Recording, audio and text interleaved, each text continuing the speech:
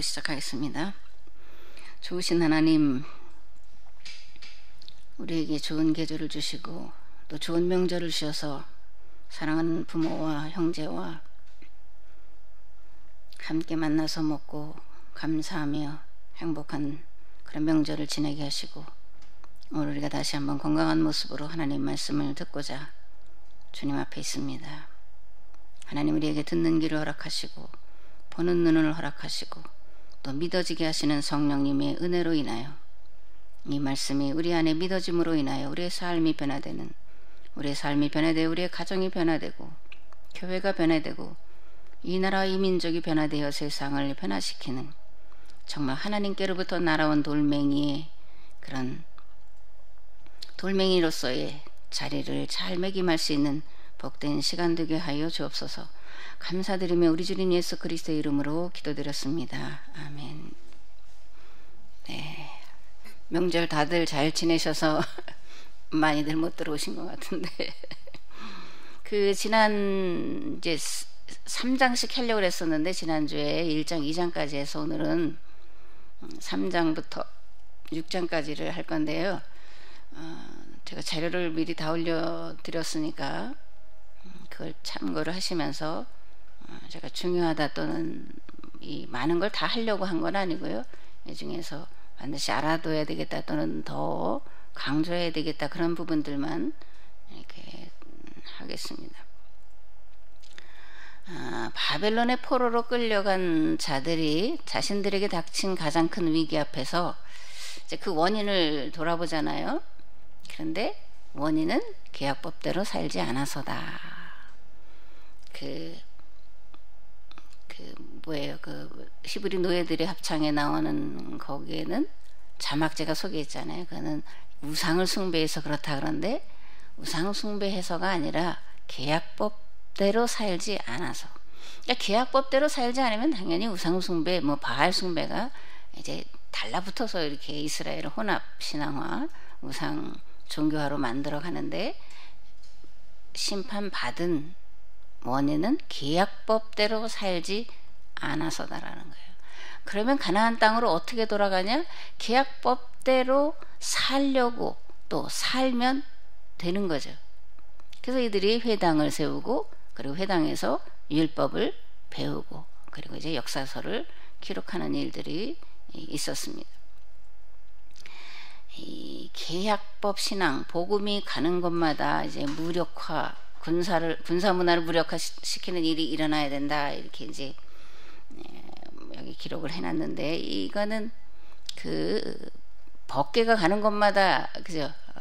그 신상이 목이 부러지고 팔이 부러지고 또 질병이 일어나고 하면서 그 법궤가 하나님의 임재의 상징으로서 이제 여러 가지 일을 나타내는 것처럼 계약법 신앙을 가지고 가는 사람도 계약법 신앙이 있는 곳마다 세상의 무력, 힘 이런 것을 가지고 괴롭히고 억압하는 그런 이제 문화들을 무력화시키는, 무너뜨리고 거룩한 신앙 문화를 만들어가는 일이 있어야 되는데, 이 바벨론에서 그래서 이제 회당을 세우고 율법을 가르치고 이 역사서를 기록하고 그것을 배운 자들이 가정에 들어가서 자녀들에게 가르쳤더니 망할 것 같지 않았던 바벨론이 망했다, 그런 거죠. 그리고 고레스가 등장했다. 그래서 고레스 칙령의 내용은 유대인들은 돌아가서 성전을 건축하라. 성전 재건에 필요한 모든 비용은 국고에서 지원해 줄 거다. 너희들은 페르시아 제국의 번영을 위해서 기도하라. 이렇게 해서 고레스 칙령을 반포를 하게 됩니다. 이게 이제 역사의 기적인 거죠. 역사의 기적. 이런 역사를 잘 알고 있는 귀환한 이들은 그 이후에 그들에게 닥친 헬라 제국의 위협과 핍박 앞에서 이것을 어떻게 막아내고 신앙과 그리고 정체성을 지킬 거냐를 연구하고 방법을 모색한 건데, 이게 다니엘서가 그런 내용이 이제 들어있다 그러는 겁니다. 다니엘서 2장에 나오는 느부갓네살의 꿈 이야기는 다니엘서를 기록할 당시 BC 2세기 국제 정세에 대해서 말하고 있다라는 것을 우리가 알아야 되죠. 그리고 이때의 유다는 헬라 제국을 맞설 만한 그런 대상이 못 됐습니다. 그럴 때 이것을 어떻게 막아낼 거냐에 대한 방법으로서 이제 다니엘서가 쓰여졌다 그런 얘기입니다. 다니엘이 바벨론 제국이 망하고 페르시아 제국으로 이어지는 것을 보면서 이러한 상황에서 무엇을 근거로 하나님을 어떻게 믿어야 되냐, 다시 말해 이제 신정론이 바벨론 포로 지에 있던 사람들이 가장 큰 문제였어요. 하나님은 과연 계시냐? 이 유대 예루살렘에 계시는 신이냐, 유대인만의 신이냐, 아니면 지금 바벨론의 포로로 끌려와 있는 우리와 또 함께 하시는 하나님이냐, 그리고 그 하나님은 유대인만의 하나님이 아니라 온 세상의 역사를 주관하시는 하나님은 아니냐, 이런 신정론을 가지고 사실 고민하면서 이제 바벨론 포로 사람들이 하나님을 다시 발견하는 거잖아요. 세상을 창조한 유대인만의 하나님이 아니라 온 세상의 역사를 주관하시는 하나님, 창조주 하나님을 이렇게 이제 고백을 하고 있는 것을 보게 되는데, 이게 이제 바벨론 포로제 이제 이런 문제를 가지고 이들이 고민하면서 하나님을 다시 발견을 했기 때문에 그런 거고, 그때에 그렇게 하나님을 다시 발견하고 율법을 재발견하면서 신앙운동을 펼칠 때에 돌아온 것처럼 지금은 더 심한 신앙의 위기 앞에서 이것을 이제 다시 막아내기 위해서 이런 다니엘을 불러냈다, 이제 그런 거죠. 오늘 코로나 상황도 이제 마찬가지다. 어떻게 할 거냐, 이런 고민들을 우리가 다니엘서를 통해서 해야 되고, 그래야 다니엘서를 공부하는 그런 우리의 목적이 부합되지 않나, 이제 그런 생각을 합니다. 다니엘서 2장 31절에 35절에 보면 이제 느부갓네살의 첫 번째 꿈이죠, 그죠? 왕이 한 큰 신상을 보셨습니다. 광채가 찬란하고 심히 두려운데 머리는 순금이고 가슴과 두 팔은 은이고 배와 넓적다리는 노시고 종아리는 쇠고 그 발은 얼마는 쇠고 얼마는 진흙이고, 이런 것들을 쭉 보면 요게 이제 그 신구약 중간기라고 하는 거잖아요, 그죠? 헬라 제국, 그 다음에 헬라 제국의 그 알렉산더가 죽으면서 4개로 이제 나누어지잖아요. 그 다음에 로마 제국 등장까지가 요 2장 31절 35절까지 그 역사적인 배경을 말하고 있다는 것을 우리가 이제 볼 수가 있습니다. 그래서 금, 은, 동철 이렇게 이제 말하는데, 특별히 다리가 철과 흙으로 만들어졌고 날아온 돌이 쳤더니 부서졌다, 이제 이런 얘기도 나오는데, 강 목사님이 이 부분에서 굉장히 중요하게 말씀하시는 게 있더라고요. 날아온 돌멩이가 뭐냐? 바벨론과 페르시아 시대를 거쳐서 이제 다니엘은 계속 고위직에 있잖아요. 그러면서 이제 역사가, 세상 역사는 흥망성쇠를 거듭하니까 최고조에 올랐을 때 이제 내리막길만 있는 것을 다니엘이 이제 지난 과거에 그리고 되어져 가는 것을 통해서 이제 알고 있는데, 더 강한 헬라 제국, 이걸 어떻게 무너뜨릴 수 있냐? 사람의 방법으로 안 되는데 메시아가 오셔야 되는데, 이런 메시아 대망 사상도 있지만 하나님께로부터 날아온 돌멩이가 이제 부순다, 이런 말씀이 있는 거죠. 이 날아온 돌, 하나님께로부터 날아온 돌, 이게 뭐냐, 이런 것도 우리가 이제 생각을 해 봐야 됩니다. 다니엘은 어떻게 더 큰 제국으로 이어질 것을 뭐 예언했나, 뭐 예견했나, 이런 질문인데요.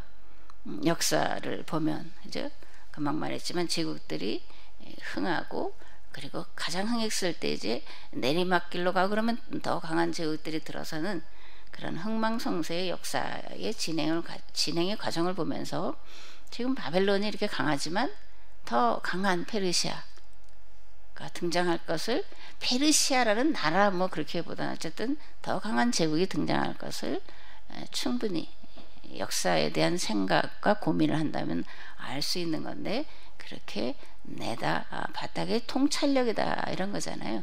지난 과거의 역사를 통해서 미래를 어떻게 조망할 수 있냐, 예견할 수 있고 예측할 수 있냐, 이거 이제 통찰력인 건데, 하나님이 어떻게 역사를 운행하시고 사람들은 어떻게 역사를 운행하고 있나를 보면 이 흥망성쇠의 틀 안에 갇혀 있는 인간의 힘과 무력으로 지배하고 통찰해, 이런 것들은 망하고 새로운 나라가 들어서고, 이런 것들을 이제 봤기 때문에 이렇게 예견 또는 예측 그렇게 할 수 있었다, 그런 얘기입니다. 이제 여기 우리나라 역사를 좀 말해보려고 그러는데요. 헬라 철학, 헬라 사상은 영육 이원론이죠. 근데 이제 우리나라, 우리가 여기서 참 많이 듣는 얘기잖아요. 홍익인간 제세이와. 이거는 영육 이원론이 아니죠. 그죠? 영육 일원론에 가깝죠. 영육 일원론. 그죠? 그래서 제가 이제 우리나라는 어떤 사상, 어떤 철학을 가지고 역사를 이어왔을까 그랬을 때 영육 일원론이다. 이게 홍익인간이라는 거는 인간이 그것을 할 수 있다라는 얘기는 아니에요. 이건 종교적인 차원이잖아요. 그죠? 신앙적인 차원이라고요. 홍익인간 사상은. 근데 그러면 이게 뭐 서양으로 하면 뭐 죽은 다음이라든가 뭐 이런 거지만 우리는 그게 아닌 거죠. 이 환웅을 내려보내서 세상을 어떻게 하면 골고루 잘 살 수 있을까? 그 방법을 찾아낸 게 이제 제세이화니까 홍익인간과 제세이화는 하늘과 땅, 이상과 현실이 조화를 이루어서 이 땅에 살아가는 사람들, 온 세계가 대동세계를 이루고 그리고 인류 공영을 이루기 위해서 이런 홍익인간과 제세이화 사상이 우리 민족의 뿌리인데 이것이 이제 영육 일원론이다. 저는 그렇게 이제 생각을 해봤습니다. 이렇게 이제 우리가 여기서 대동사회 뭐 이런 걸 말하잖아요. 누구나 골고루 똑같이. 근데 이거를 이제 사회주의라고 많이 인식을 해요. 그리고 이제 뭐 진보주의 목회자들이라든가 이런 분들이 그래서 뭐 사회주의, 서구에 이제 사회당도 있고 있으니까 이제 그렇게 생각을 하는 것 같은데 그런 건 아니죠. 그죠? 근데 또 이 대동사회를 또 계속 뭐 어디 대동 뭐 이런 거 많이 했잖아요. 뭐 화천대유 뭐 이런 얘기하면서 이게 이제 참 이게 앞서가면서 이런 것들을 방해 공작을 하는 걸 보게 되는데 이 대동사회 이건 사회주의라고 볼 수 있는 건가? 우리가 생각하는 사회 공산사회주의인가는 다른 거다라고 저는 생각을 합니다. 안식년 희년, 그죠? 안식일 면제년 희년, 이게 이제 사회주의냐? 사회주의다 이렇게 생각하는 분들이 많은데 이게 사회주의가 아니다라는 거죠. 그죠? 방법이, 그러니까 강 목사님도 늘 말씀하시지만 마음의 일치가 일어나서 했는데 그 방법이 하나님의 방법과 같지 않다면 그거는 오리걸음이에요. 그죠? 찔뚝거리고 완전하지 않은 것이고 결과물은 완전하지 않게 돼. 방법이 옳지 않으면 잘못된 길로 이제 가는 것을 이제 많이 볼 수 있는데 그래서 우리가 안식일, 면제년, 희년 이것을 요즘 뭐 한국 사회도 그렇고 앞선 세대의 공산사회주의가 했던 그런 것과 같다라고 하는 것은 좀 생각을 바꿔야 되는 그런 면이 있다. 저는 그렇게 생각을 이제 합니다. 공의와 정의, 그죠? 공의와 정의 이게 인간의 이성으로 될 수가 있는 문제냐 그거예요. 인간의 수련으로 될 수가 있는 거냐, 인간의 어떤 노력만으로 될 수 있는 거냐, 인간의 방법으로 공의와 정의를 실현할 수 있는 거냐, 아닌 거죠. 제세이화 사상을 실현하려면 그것을 실현할 수 있는 그 배경이 되는, 기초가 되는 사상이 있어야 되는 거예요. 신앙이 있어야 된다고. 그게 이제 홍익인간이라는 거죠. 그러니까 인간이 공의와 정의를 실현하려면 인간의 힘으로만, 인간의 방법으로만은 안 된다라는 거예요. 하나님의 방법, 하나님의 마음, 하나님의 생각과 일치된 것을, 방법도 하나님의 방법과 일치시켜야 그것이 온전히 공의와 정의를 이루는, 구약이 말하는 그죠? 희년의 공의와 정의, 거룩한 나라의 두 기둥으로서 공의와 정의를 실현할 수 있다. 그렇게 이제 생각을 합니다. 공산주의 또는 사회주의는 인간에 대한 무지로 접근했기 때문에 실패했다.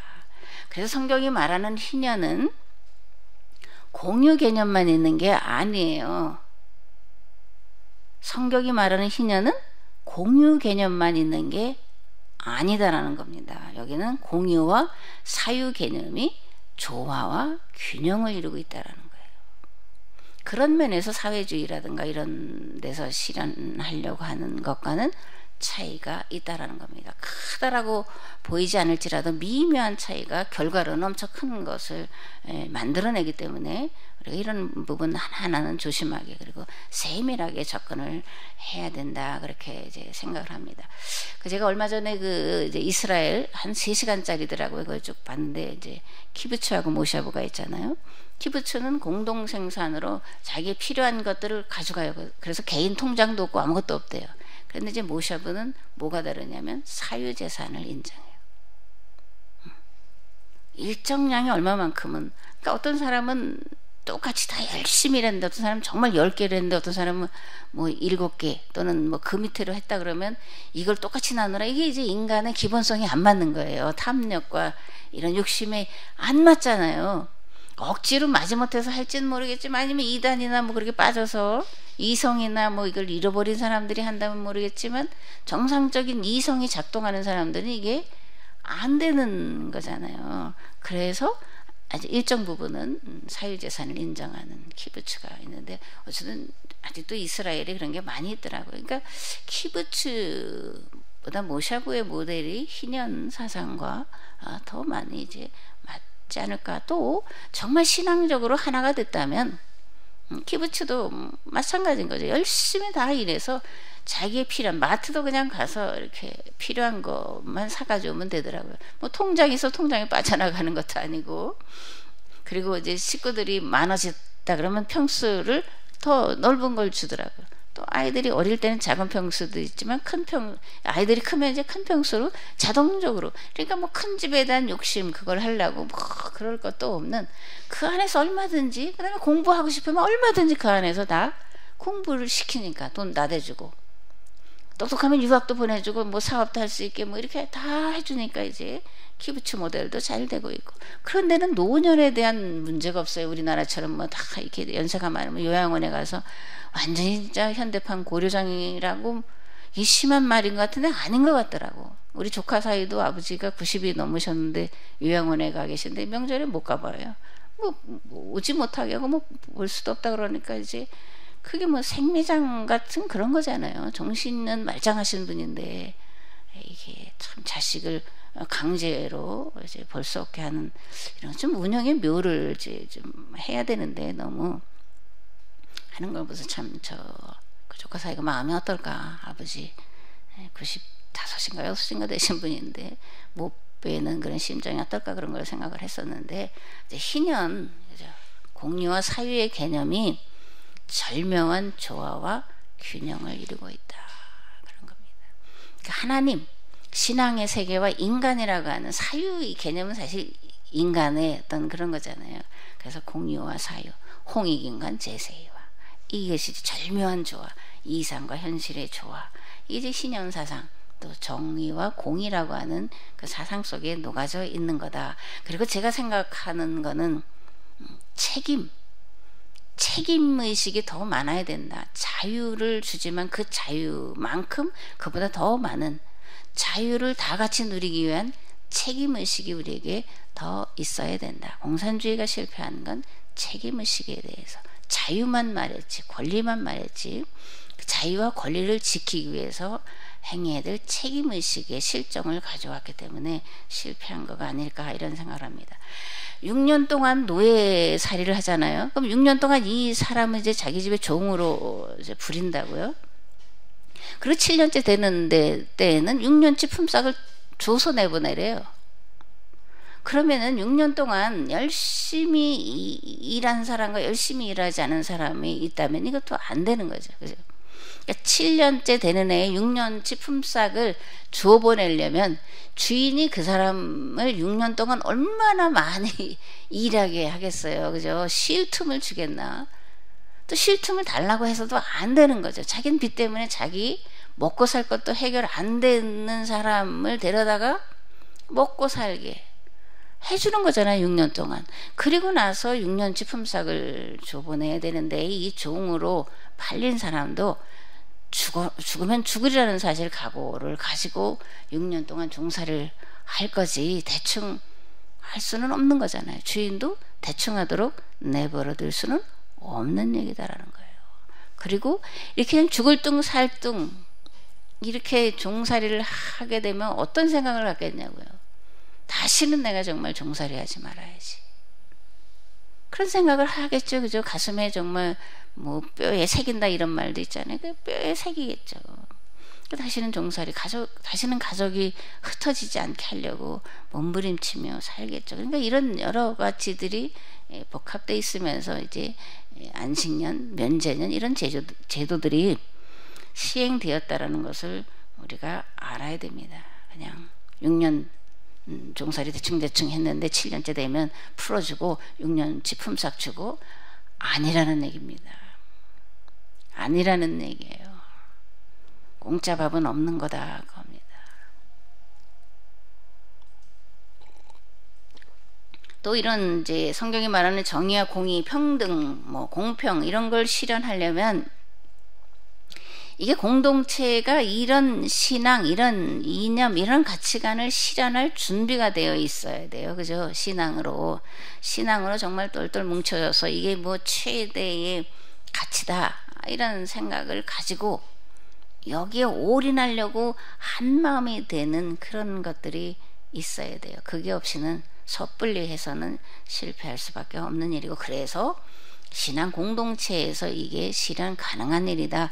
신앙 공동체에게 하나님이 말씀하신 거지 신앙 공동체가 아닌 자들에게 말씀한 게 아니다라는 겁니다. 우리가 다 알고 있고 또 알고 있다고 생각하는데 이스라엘은 신앙 공동체로 출발한 나라잖아요. 가나안이나 주변 다른 나라와 같은 그런 나라로 출발한 게 아닙니다. 이건 신앙 공동체로 출발한 나라예요. 그러니까 거기서 희년을 실현하라고 말씀을 하셨다라는 겁니다.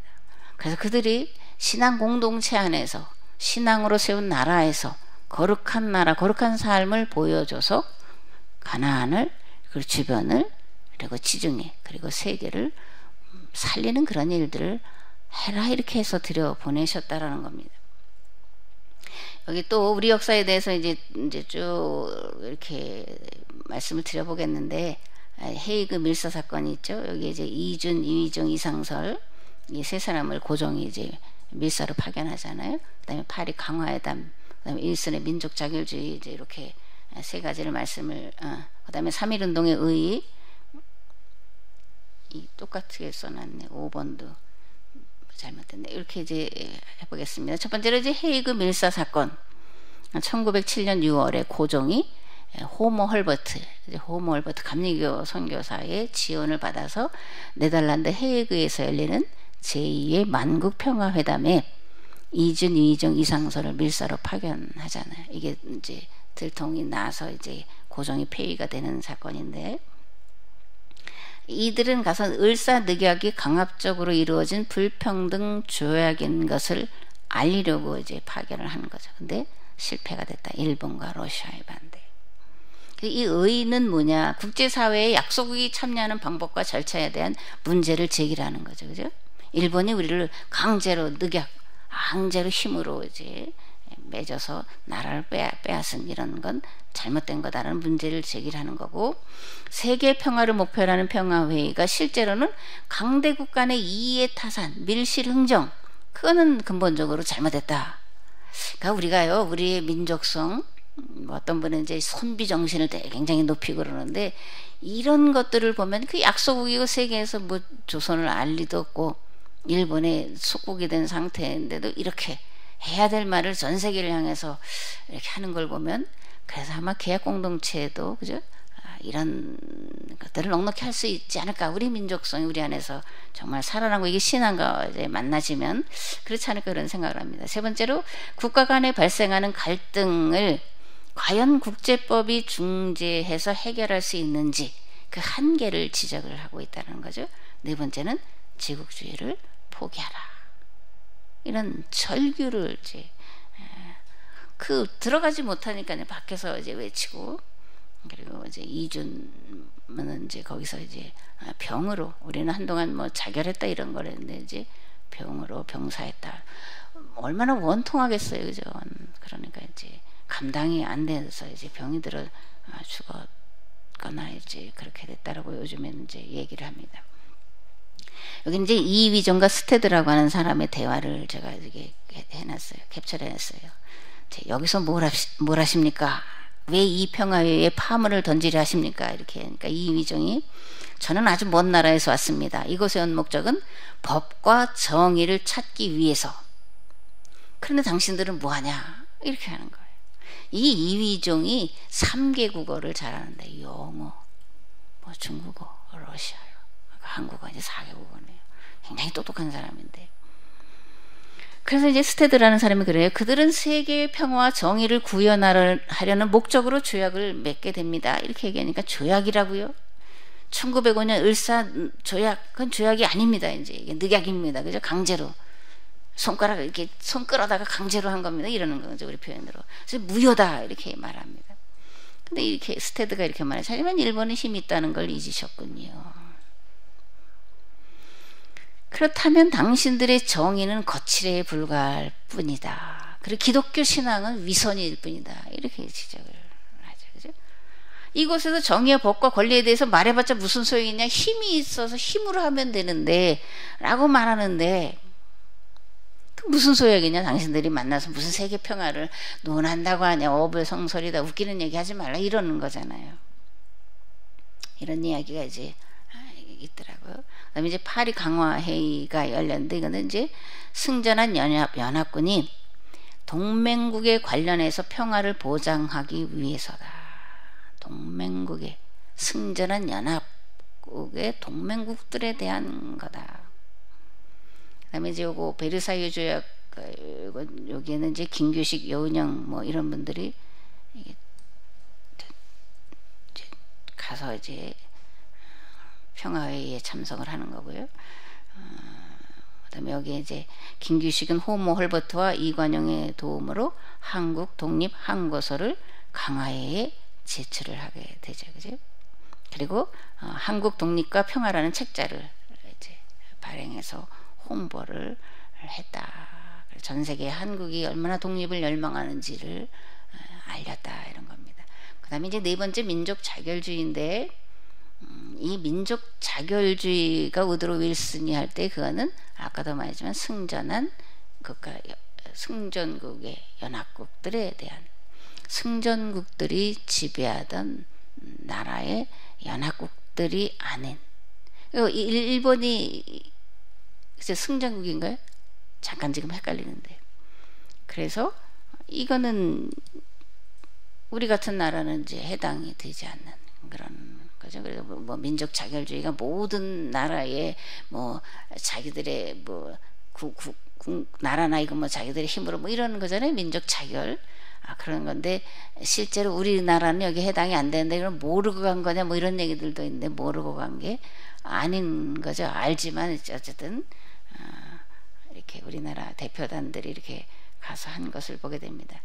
다섯 번째로 이제 3.1운동 3.1운동의 의의는 뭐냐. 식민지 국가들은 독립을 구걸했는데 우리나라는 어떻게 했다라는 거예요? 제국주의를 포기하라고 당당히 요구했다 그런 겁니다. 한국인의 기계예요. 그죠? 한국인의 기계. 불의를 보면 참지 못하는 한국인의 기계. 허리에 칼을 차고 양쪽에 호랑이를 내리고 다니면서 이 불의를 범하는 자들을 즉각 응징하는 그게 이제 그 오조선에 있는 사상 중에 하나잖아요, 그죠? 그래서 이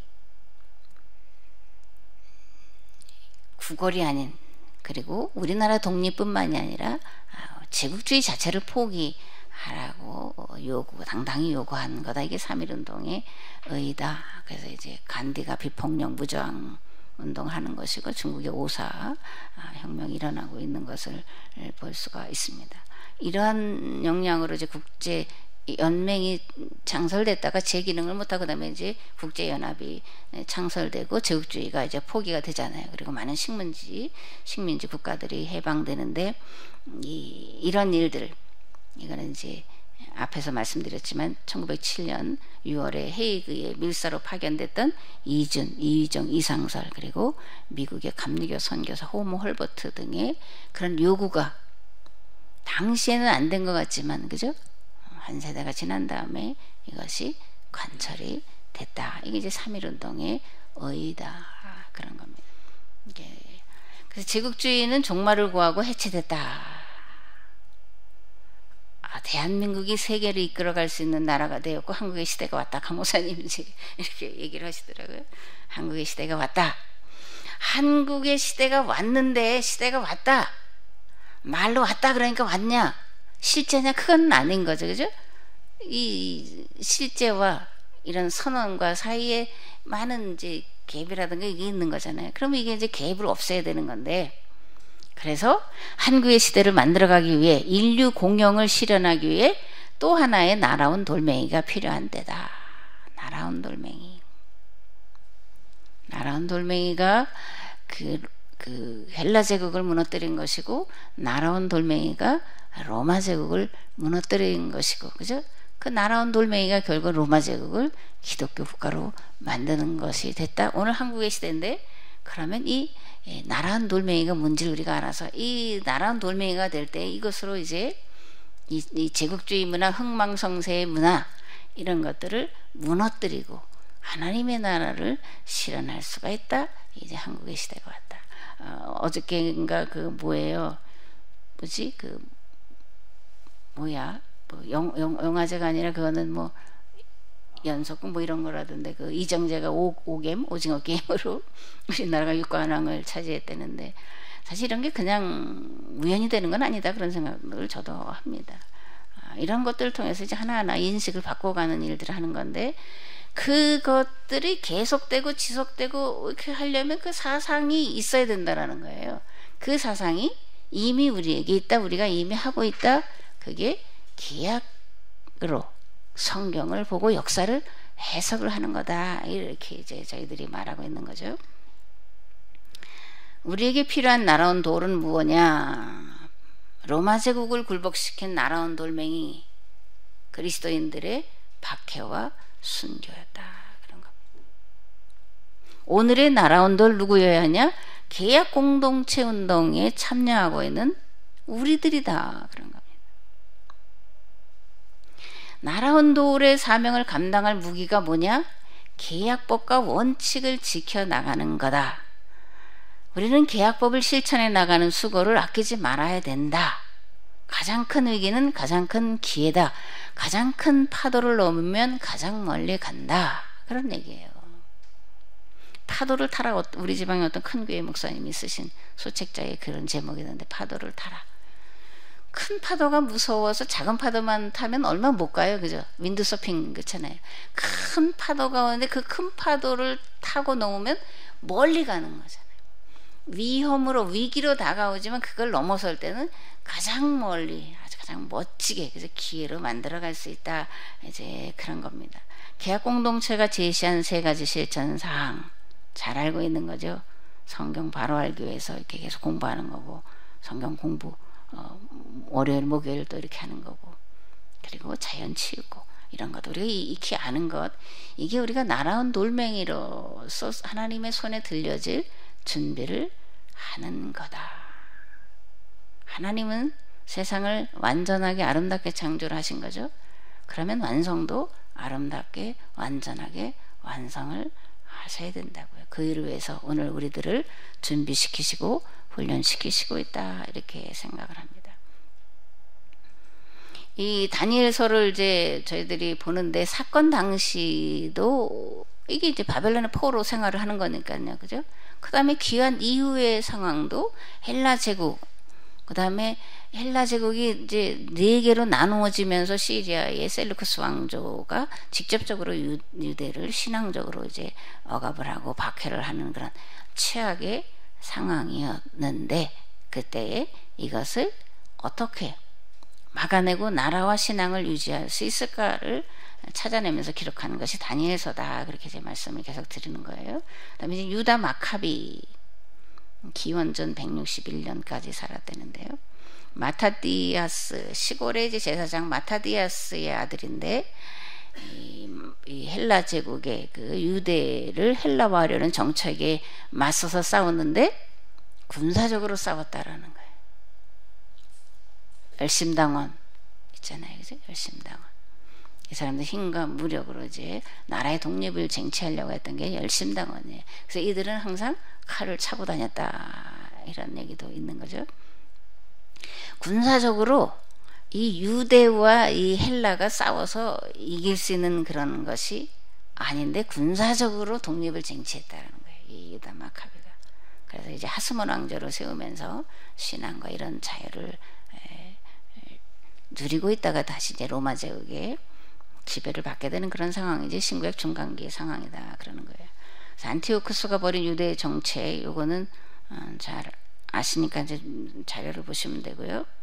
여기 BC 167년에 제우스 신에게 제사를 바치도록 했는데, 이거에 대해서 이제 마카비가 군사적으로 이제 대항하는 것이 이제 마카비 혁명, 이렇게 우리가 부릅니다. 그 다음에 이제 마타디아스가 죽고 유다, 그래서 유다 마카비 이렇게 나가죠. 유다 마카비, 마카비 뭐 망치 뭐 이런 뜻이라는 건데요. 유다 마카비가 이제 이끌게 되고, 164년에 마카비가 이제 그 안티오쿠스가 제우스 상을 만들어 놓고 한 그런 것 때문에 유대를 포위하고 점령하려고 대대적으로 군사를 일으켰을 때 그것을 이기고 이제 그 부활시키는. 그 다음에 이제 BC 160년에는 유다 마카비가 전사하고 요나단이 이제 승리하면서, 그다음에 요나단 이제 시몬 이렇게 가면서 이제 하스몬 왕조가 계속 이어지다가 로마 제국에게 이제 망하게 되는 겁니다.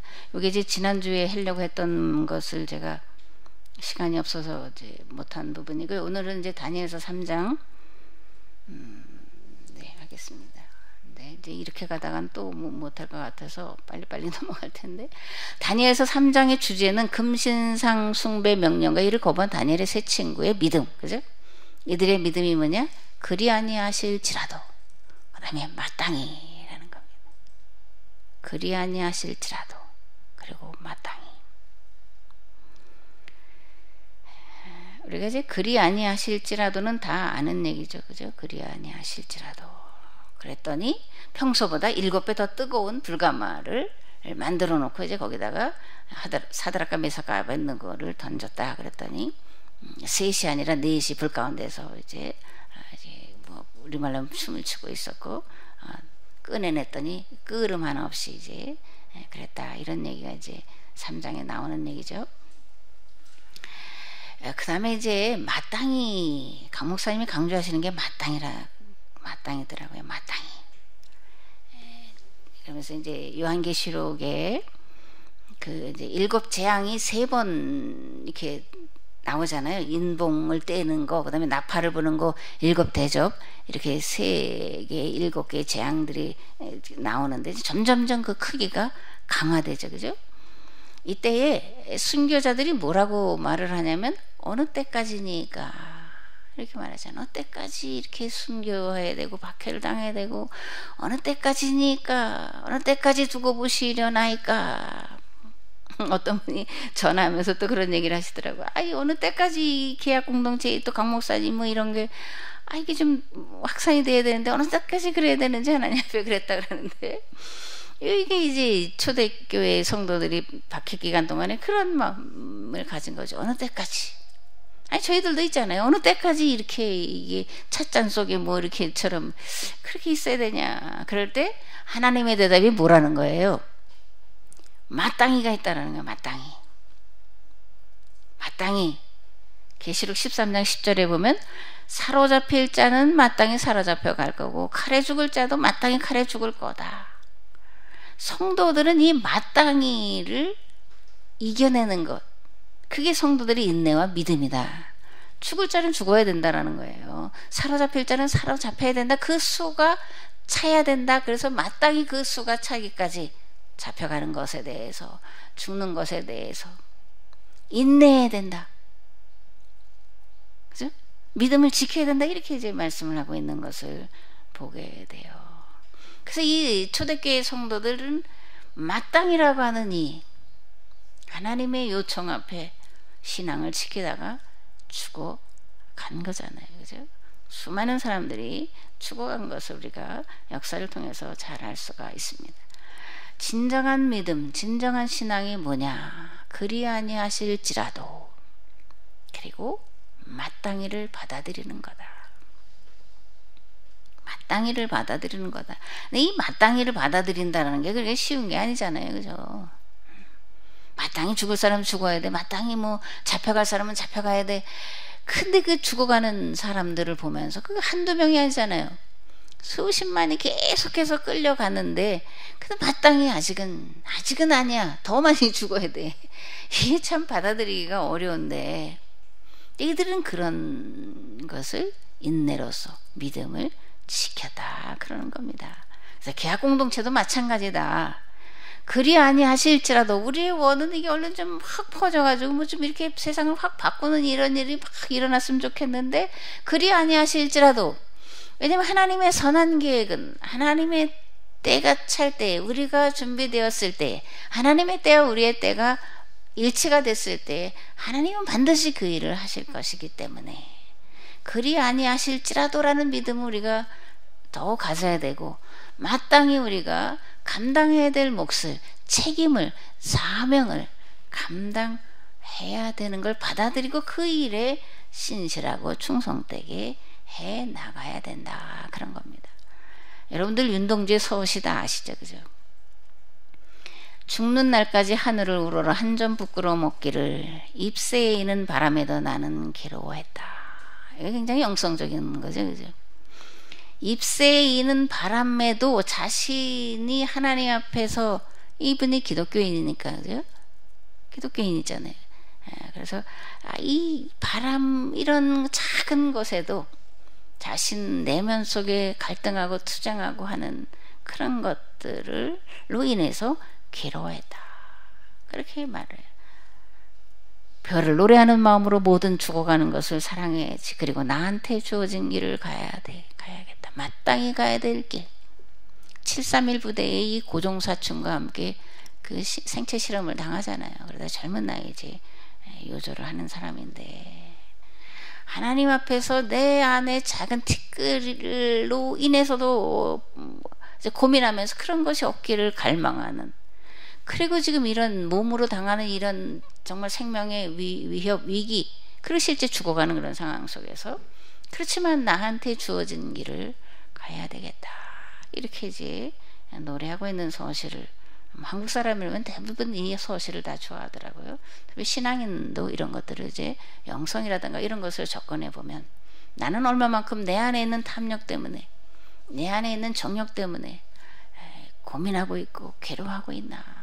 제가 전철 타고 오면서도 어떤 생각 때문에 난 정말 나라는 자는 참 그런 죄덩어리구나. 그런데 뭐 다니엘서를 뭘 하러 가고 참 가당치도 않다 그런 생각을 정말 하고 왔는데 이런 거예요.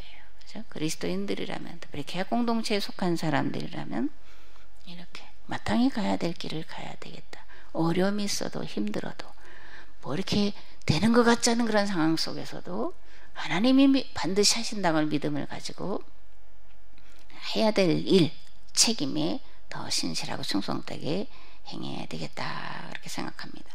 로마 제국은 철이죠. 철. 여기 이제 다니엘서 보면 철. 로마 제국은 철입니다. 그런데 날아온 돌멩이가 이걸 무너뜨렸다는 거예요.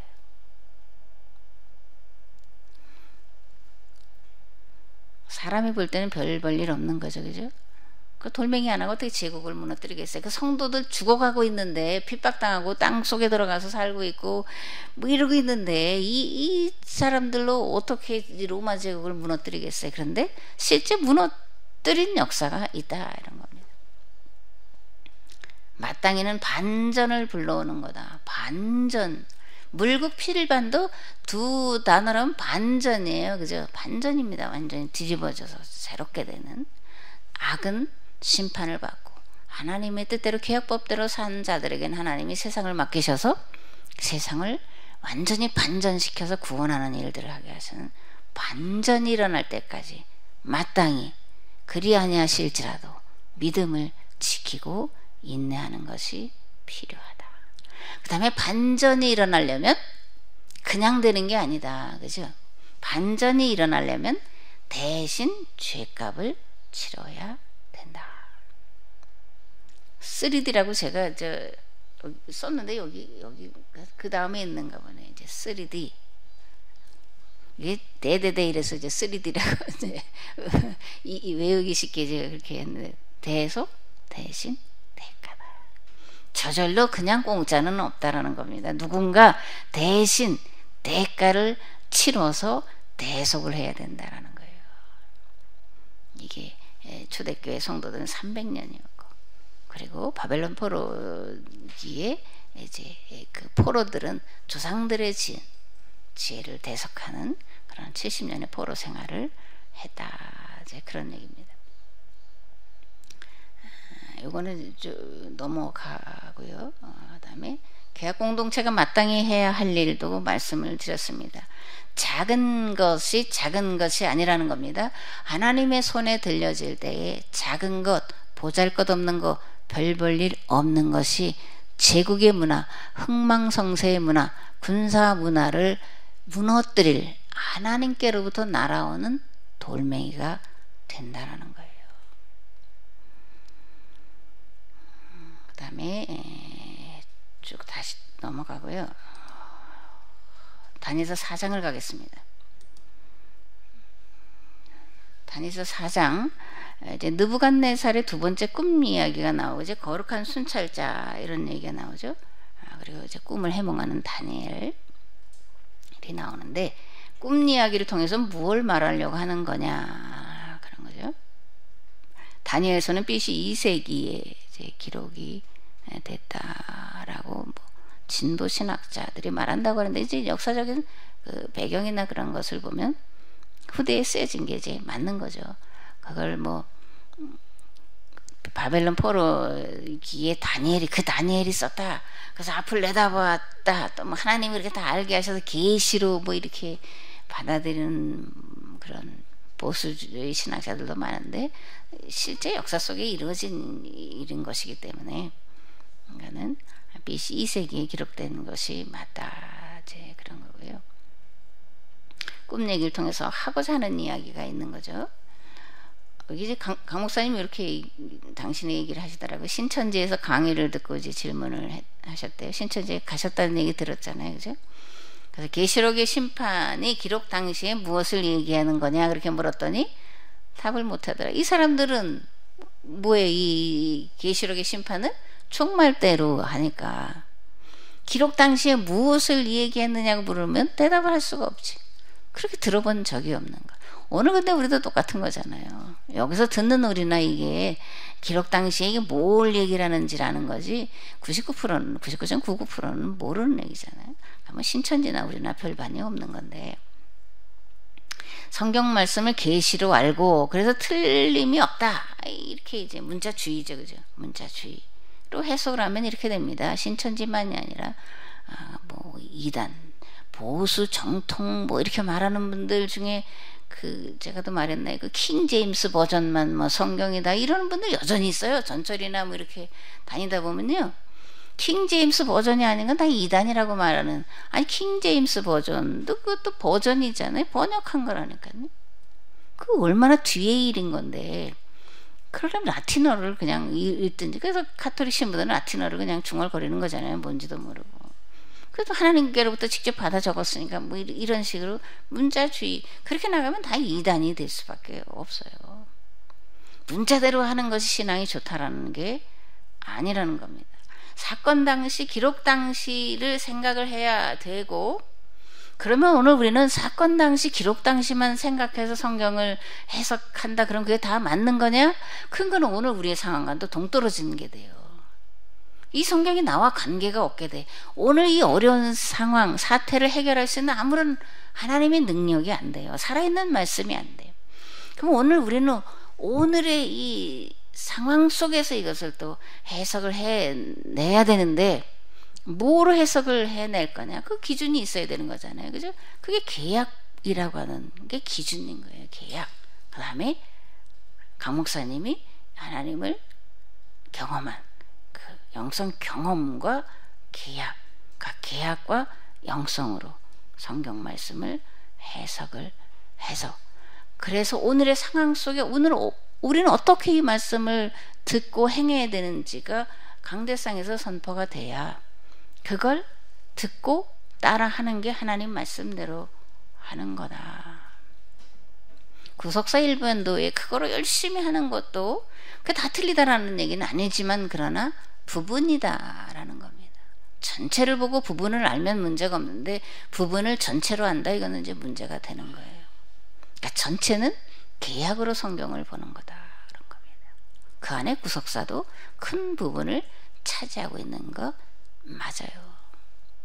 그래서 구속사를 개약사 안에서 해석을 해야 되고 끌어 안아서 계약사 전체 큰 그림으로 구속사를 통해서 하나님을 영접한 자들을 어떻게 그러면 계약사로, 그래서 나 개인 구원이 아닌 세상 구원에 대한 관심과 그것을 행할 수 있는 정말 성도로 계약 공동체 일원으로서 키워낼 수 있냐, 그런 것을 우리가 생각을 해야 되는 거죠. 거듭말하면 사건 당시가 있었고 기록 당시가 있는데 오늘 해석 당시가 있다. 이 해석 당시는 계약사관으로 성경을 해석해서 들려줘야 되는 것이고 그 계약사로 성경을 해석한 말씀을 따라서 성도들은 행해야 되는 거예요. 그게 하나님 말씀대로 행하는 거다라는 이해를 우리가 다시 한 번 더 해야 됩니다. 그리고 이제 알레고리 방법도 우리가 이 이단들이 정말 많이 하는 거예요. 제가 아는 그 목사님 있는데 그분은 정말 알레고리 뭐 제롬 이후에 아주 뭐 탁월한 분 같아. 아주 알레고리로 해석하면 처음에 들을 때 뭐 이렇게 참 뭐 말도 잘해, 부드럽게 뭐 이렇게. 그런데 그래서 제가 이제 듣고 나서 그럼 뭔데 이렇게 물으면 뭐가 없는 이 알레고리 또 문자주의 해석 경계해야 되고 벗어나야 될 부분이다. 계약 사관으로 계약사로 성경을 봐야 되고 그 계약사의 관점에서 오늘의 역사 하나님 성경을 해석하고 그래서 거기에서 미래가 조망되고 그리고 예견되고 예언이 될 수 있다 그런 겁니다. 그 다음에 이제 가나안 땅으로 들여보낸 이유 이런 건 저희가 다 아는 건데 이제 다시 한번 쭉 하는 거고요. 약탈 문화를 근절하라 이제 그러는 거죠. 여리고성 입성도 약탈 문화를 근절하는 본보기를 보이는 거잖아요. 군사로 무력으로 그렇게 하던 거기에 그게 아니라 거룩한 문화 같은 밥상 공동체의 모습을 보여줄 때 이들이 이제 스스로 자기들이 빗장을 열고 자멸하는 그런 것들을 이제 우리가 여리고 입성 과정에서 볼 수가 있는 거죠. 그러면서 이 여리고 입성은 문화전쟁이었다. 무기나 군사력이 아닌 거룩한 문화로 싸워서 이긴 전쟁이었다. 진짜와 가짜의 전쟁, 빛과 어두움의 전쟁이었다. 그리고 여리고는 그래서 정복이 아니라 자멸이다. 스스로 문빗장을 열은 거다. 이런 겁니다. 거룩한 법, 계약법, 이게 이제 십계명 주기도문에 들어가 있는 거죠. 신 아닌 것을 신으로 섬기지 말아라. 비참한 노예로 다시 돌아가지 말아라. 이 약탈 전쟁을 우리는 이제 그 뭐 물건, 뭐 보석 이런 거로 주로 했다라고 생각하지만 가장 많은 건 사람을 끌어온 거라고요. 사람의 값이 가장 비싸니까. 사람을 끌어다가 파는 거잖아요. 그게 그 누구예요? 그 엘리사와 아람의 나만 장군 이야기도 그 아이 그 잡아가는 거잖아요. 그다음에 합의료가 없게 하라. 합의료 무엇으로 없게 하냐? 11조와 만물. 그건 내 거야 이렇게 말씀하시는데 이 11조와 만물제도 헌물 헌금제도가 합의료를 얻게 하는 거다 그런 겁니다. 그 다음에 거룩한 문화를 만들어라. 성례전을 레위기에 있는 성례전을 어떻게 하라는 거예요? 신명기에서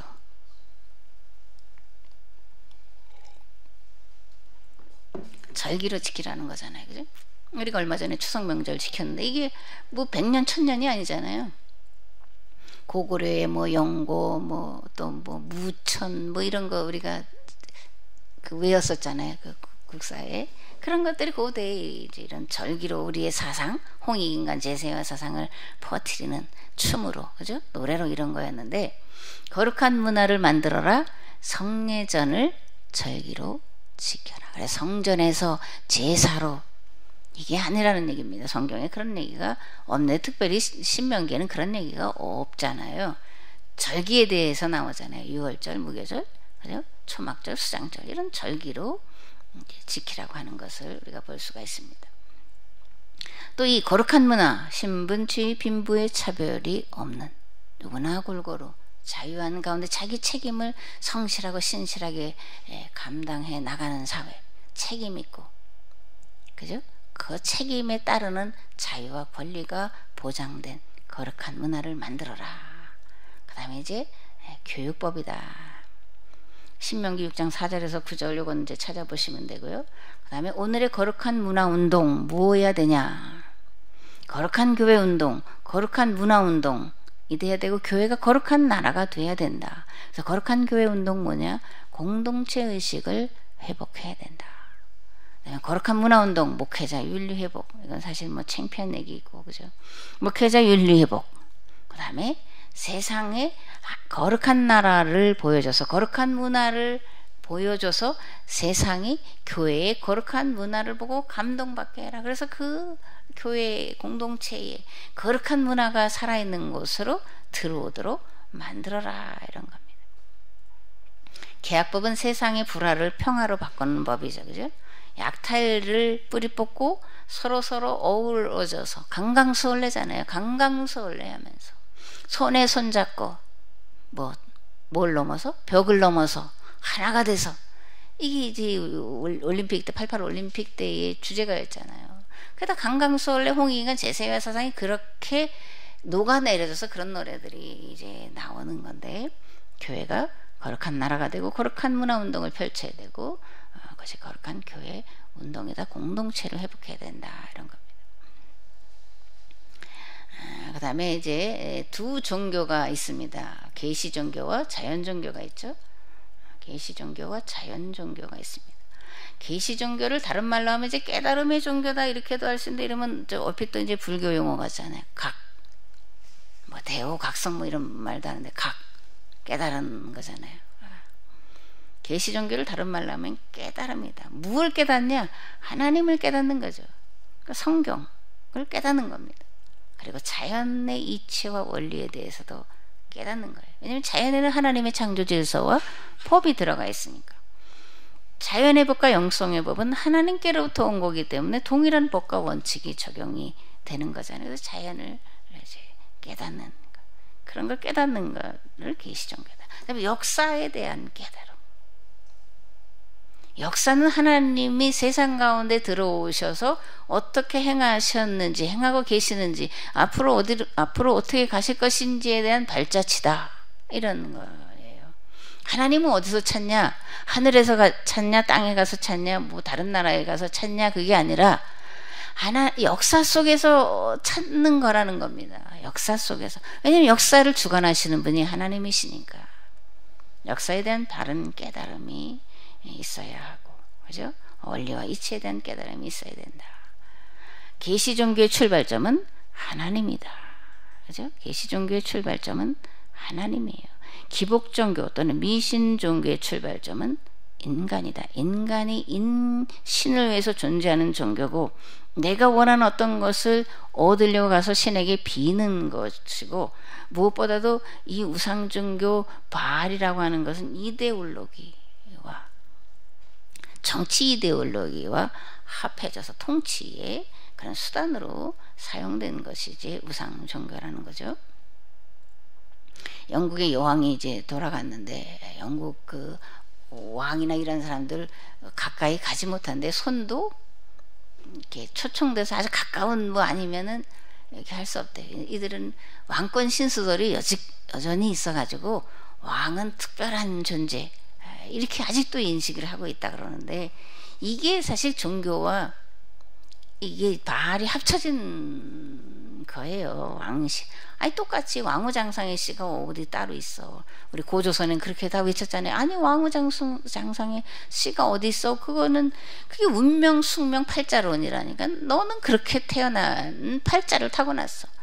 너는 그렇게 망해야 될 팔자야. 너는 이렇게 팔자 운명 숙명 예정, 이렇게 하면서 이게 권력과 야합하면, 통치 수단으로 야합되면 국민들을 무시하고 함부로 대하고 군림하는 그런 거가 되는 거잖아요. 계시 종교의 출발은 하나님으로부터. 자연 종교 또는 우상 종교는 사람이 자기의 욕망, 특별히 지배하려고 하는 그런 욕망에서 발현된 그러니까 신을 뭐 자기 욕망의 투사, 뭐 기독교 우리가 믿는 하나님 그렇게 말하는 분들도 있는데 아닌 거지. 바알 종교, 기독교가 바알 종교와 혼합 종교화 돼서 그렇게 비판하는 거는 이제 달게 받을 수도 있지만 어쨌든 그건 아닌 거죠, 그죠? 근데 그 신은 뭐 자기 뭐 욕망의 투사가는 우상 종교, 바알 종교의 특성을 그렇게 이제 말하고 있는 건데, 거듭 말씀 우리가 제대로 신앙생활을 하지 못하기 때문에 세상 사람들이 볼 때는 신은 자기 욕망의 투사야. 그래서 이 기독교 신을 믿는 자들은 다 없애야 돼. 이제 공산주의가 그렇게 또 태동이 되는 것을 볼 수가 있는 거죠. 지금 11시 1분인데요. 여기 안식년, 면제년 쭉 제가 본문을 좀 찾아놨고요. 이거 다 아시는 거지만 이렇게 정리를 또 해서 보는 거하고는 또 다른 거니까 이렇게 하고 아브라함까지 쭉 넘어가고요. 일단은 잠깐 10분까지 쉬겠습니다. 2분이니까 8분 정도 쉬고 두 번째 시간 하겠습니다.